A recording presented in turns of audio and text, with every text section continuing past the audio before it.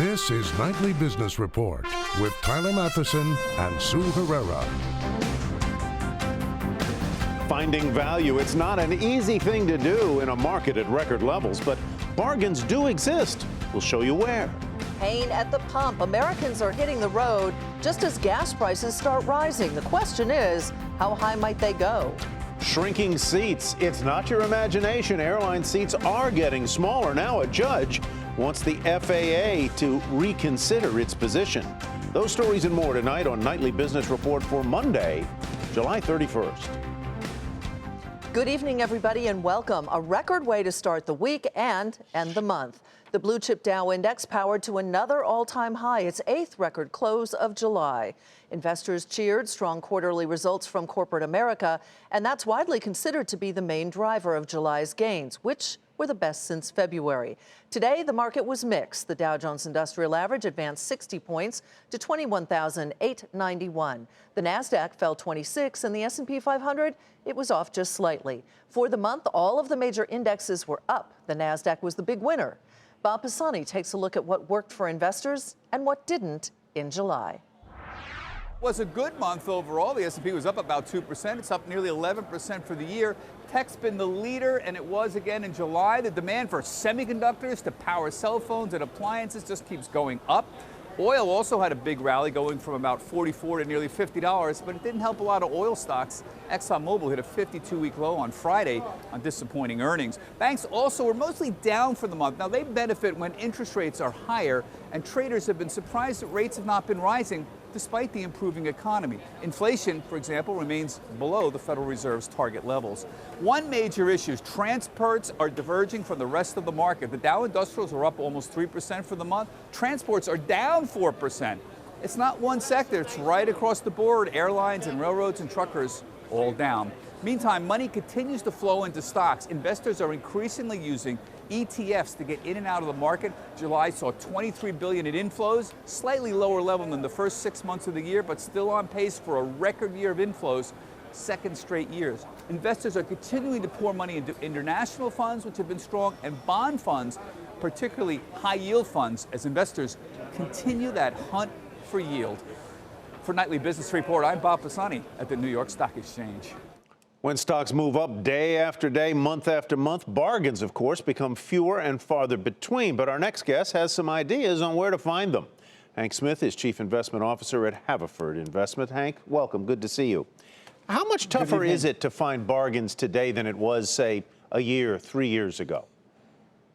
Well, there's no question it's definitely a little bit tougher, but I'd like to challenge the premise that the market is overvalued just because we're making new all-time highs.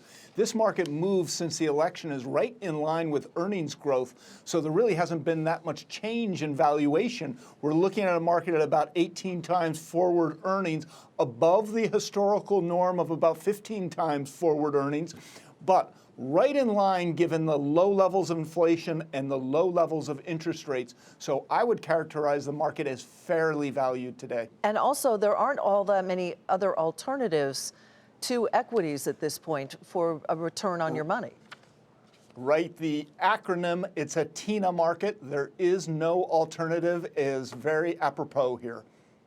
Whether the market on average is overvalued or undervalued, and as you say, it's 18 times forward earnings, which is 20% above the historical norm, there are pockets where the market is much more highly valued than that, certainly. We'd have to agree. And then others where some of the stocks have been left behind.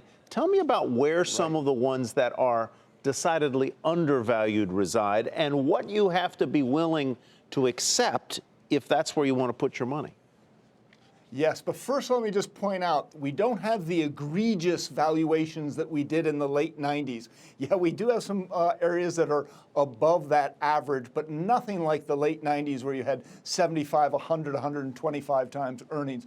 But today, we think you're getting value in the pharmaceutical stocks that are selling below market, many of them at a below market PE with above average yields and growth of dividends. Big pharma? And then the bank. Big pharma? Big pharma. The ones we know, Johnson & Johnson, Merck, right. Pfizer, whatever. Merck, Pfizer, Bristol Myers, yes. The names we all know.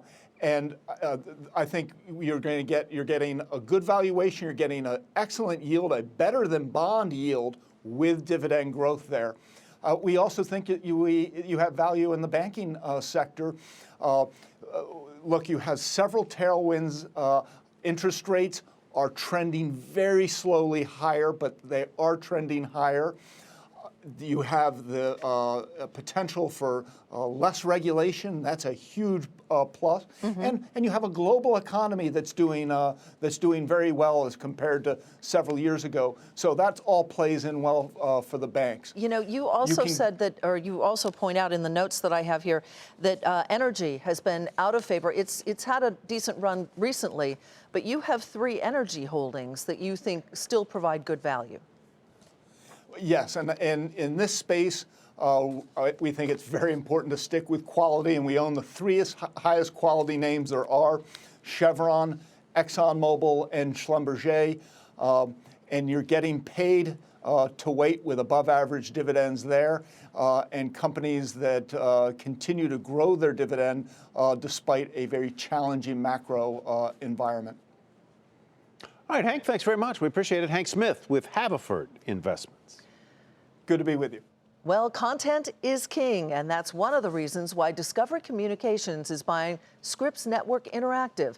That deal, which we told you was a possibility, sent shares of Discovery lower and Scripps higher.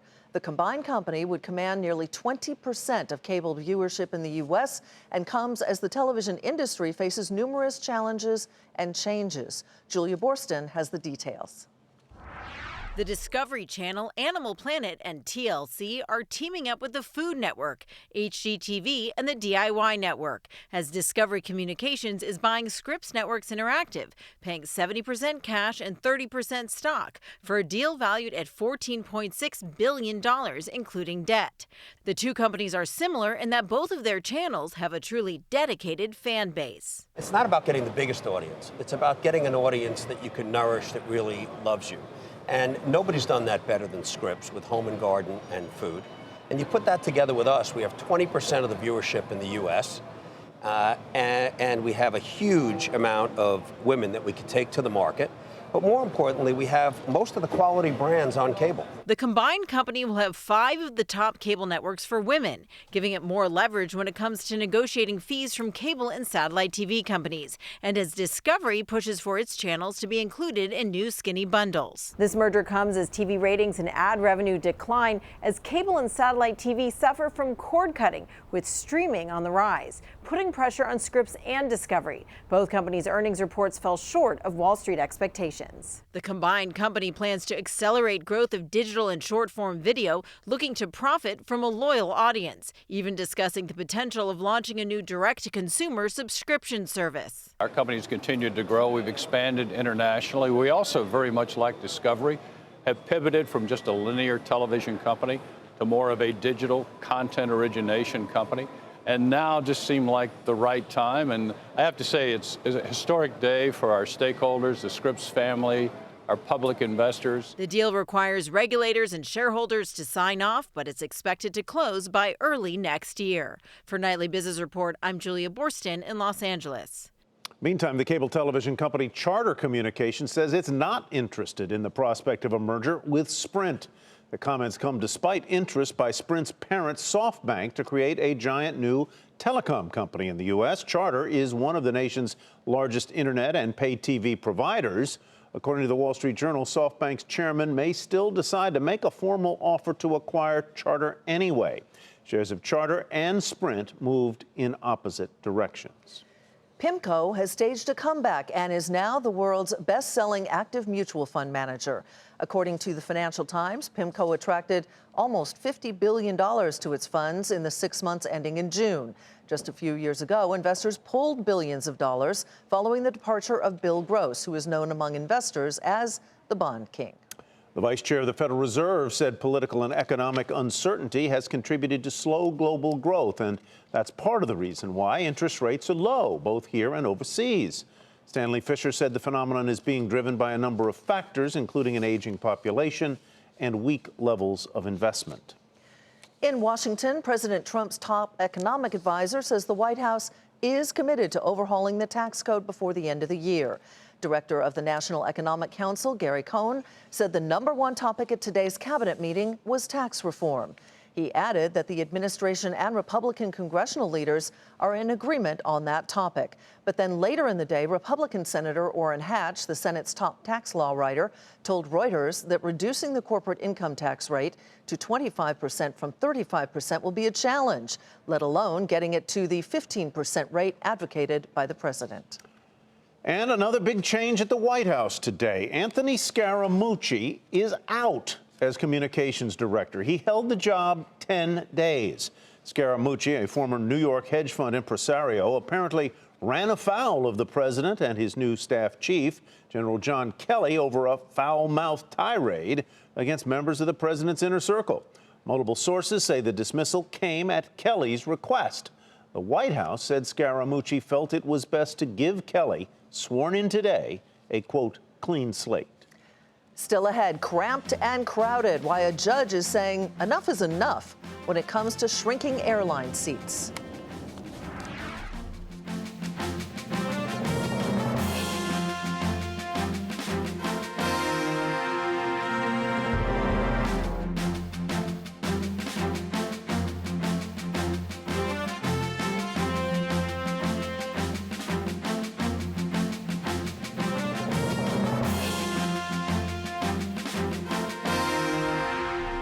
So much for OPEC's production cuts. According to Reuters, the cartel's oil output has risen to a 2017 high.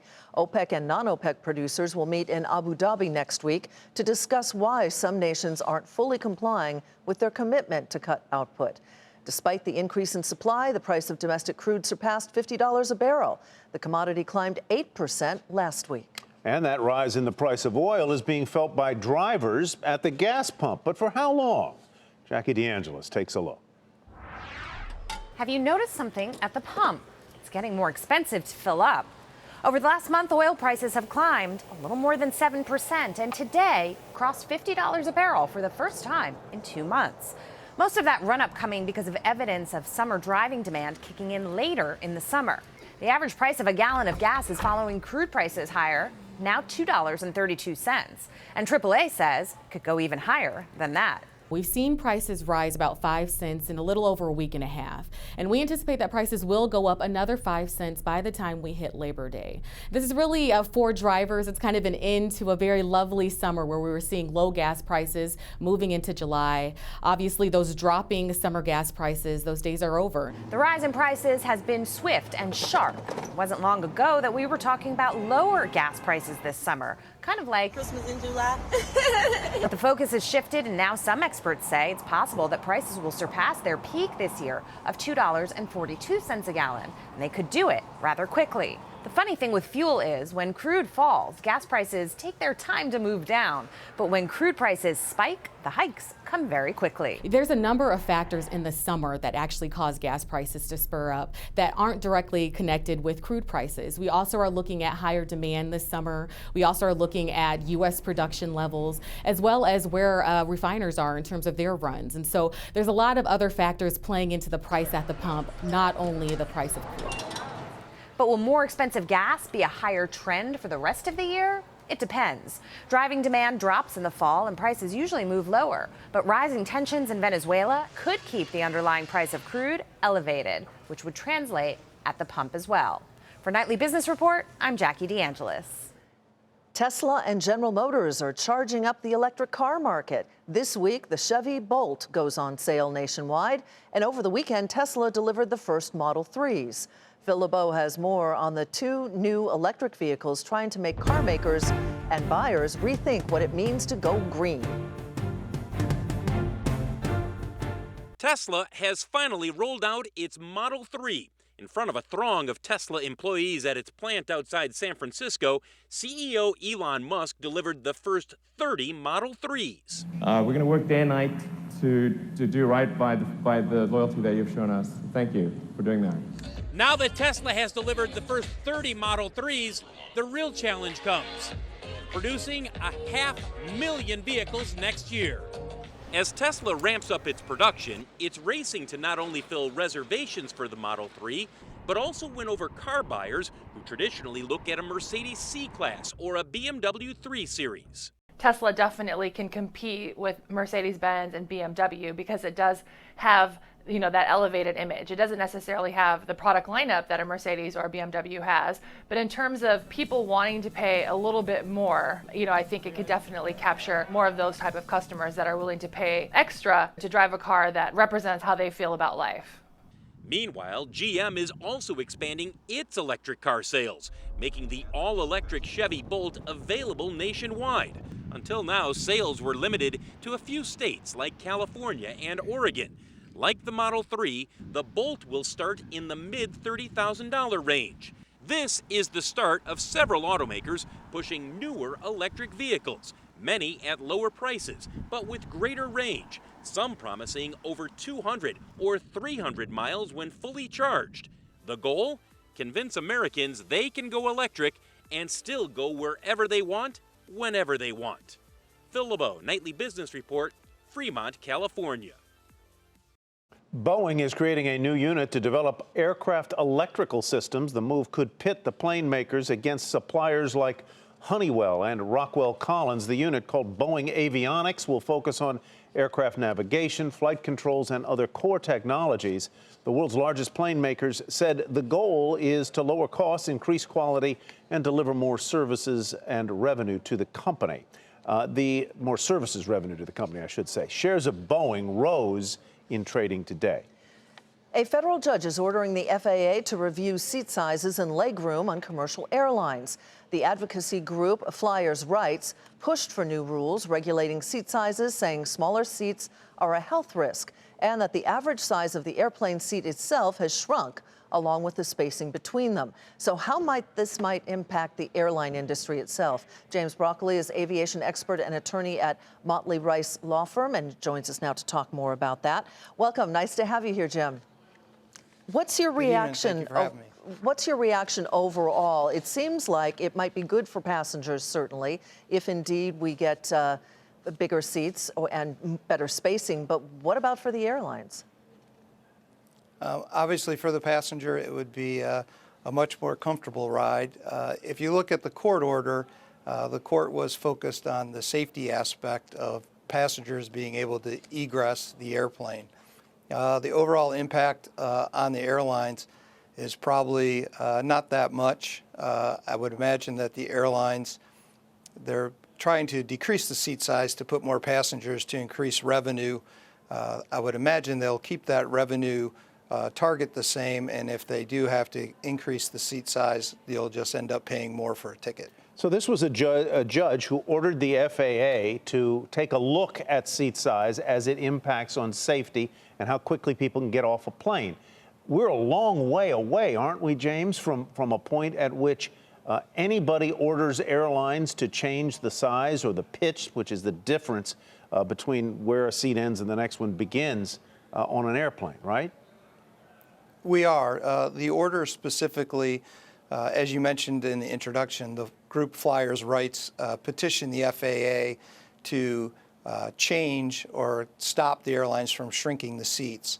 And the court, the FAA denied the Flyers' request and based it, well, what they said were some studies, but they didn't produce any studies or any evidence to the court.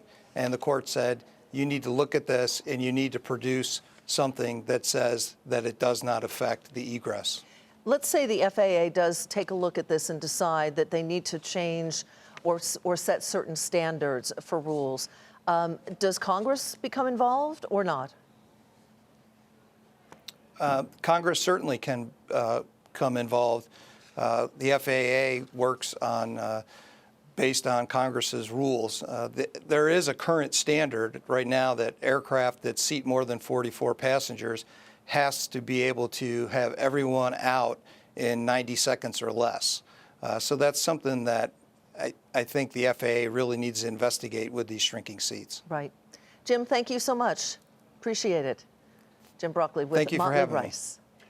All right, Pandora's results are music to investors' ears, and that's where we begin tonight's market focus. After the bell, the music streaming company posted a narrower than expected loss in the latest quarter. Sales grew more than estimates, helped by growth in advertising and subscriptions. Pandora shares initially popped on the news. They did, however, end the regular session down more than 5% to $8.95. And Dynavax's experimental Hep B treatment gets another shot. A panel of expert advisors to the FDA recommended to approve the biotech company's medication after determining that data supported the safety of the drug. The treatment, which has already been rejected twice, will be considered for approval soon. Shares rocketed, and how? 71%, you heard me right, to $15.85. And the utility owner SCANA said it would abandon plans to finish construction on 2 nuclear reactors in South Carolina. The company cited rising costs and uncertainty over tax credits. SCANA and its partner, the South Carolina Public Service Authority, had already spent close to $8 billion on the plants. SCANA shares were higher by 5% to $64.37. Ceiling and wall maker Armstrong World said lower costs helped that company's sales grow at a faster clip than analysts were expecting. Profit also rose. The company also lifted its full-year outlook for sales and earnings. Shares jumped 9% to $48.55. Restructuring costs and pricing pressure in the U.S. cut into earnings at the drug maker Sanofi. The results were still in line with estimates, but the company's overall revenue was slightly below street targets. Still, the company raised its forecast for 2017, saying it expects broadly stable earnings. Shares fell just a fraction to $47.36. And analysts at Pivotal Research Group downgraded Facebook stock from hold to sell, warning that investors are not considering the risks to growth. The firm said Facebook is facing a saturated digital ad sector and issues with ad viewability on its platform. Shares of Facebook fell nearly 2% to $169.25. Coming up, should the White House declare a federal state of emergency to address the opioid epidemic?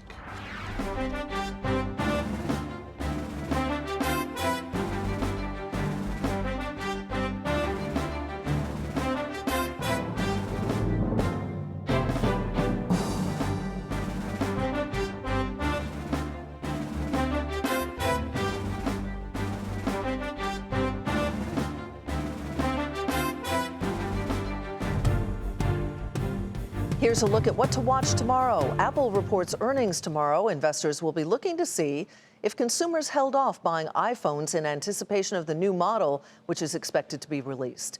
The major automakers will report their sales figures for July. The question is what role incentives played in those results. And John Flannery takes over the helm at General Electric. And that's what to watch on Tuesday. Los Angeles has reached a deal to host the 2028 Olympic Games. LA's bid committee estimates it'll cost more than $5 billion to stage the games. It says it can cover all expenses through revenue from sponsorship and ticket sales. The city also hosted the games in 1984 and 32. The move paves the way for Paris to host the 2024 games. A sugary drink tax will take effect in Chicago on Wednesday. This after a judge dismissed a lawsuit by retailers that challenged the measure as unconstitutional.